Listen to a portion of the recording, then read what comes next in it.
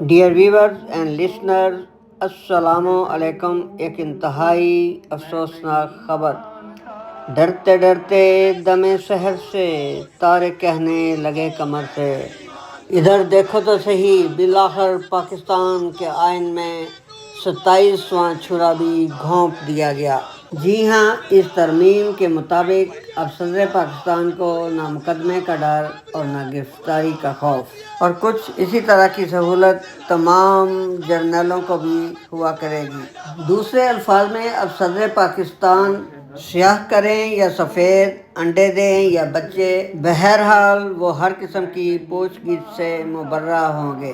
اور اپنے field marshal صاحب کو تو عمر خضر عطا کر دی گئی ہے۔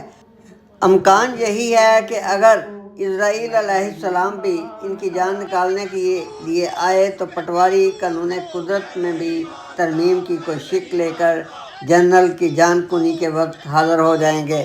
ناظرین، کچھ ایسے لگتا ہے کہ حکومت نے آئین کو حلوے کی پرات سمجھ رکھا ہے، بالکل ایسے ہی جیسے ملا حضرات جب کسی دعوت میں جاتے ہیں تو حلوے کی پرات میں اپنی انگلی سے جنت کے راستے کی لائن کھینچ کر سارے دیسی گھی اور مکھن کا بہاؤ اپنی طرف کر لیتے ہیں۔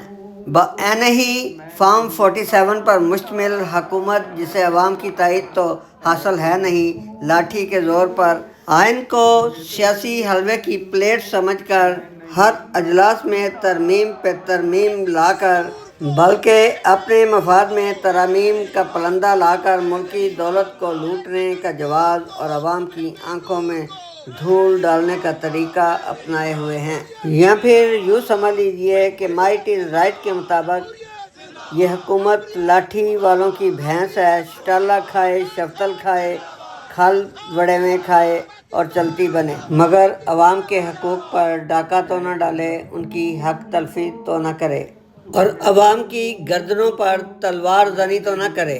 کیا خیال ہے ناظرین، پاکستان دنیا کا واحد اور انوکھا ملک نہیں جہاں چور، ٹھگ اور ڈاکو حکمران آئین پاکستان کے مطابق چلنے کی بجائے آئین پاکستان کو اپنی سفلی خواہشات اور اپنی منشا کے مطابق چلانا چاہ رہے ہیں۔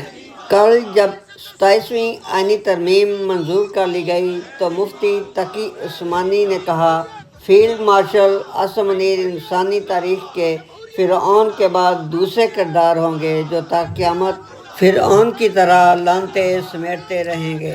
چل ساتھ کے حسرت دل محروم سے نکلے، عاشق کا جنازہ ہے بڑی دھوم سے نکلے۔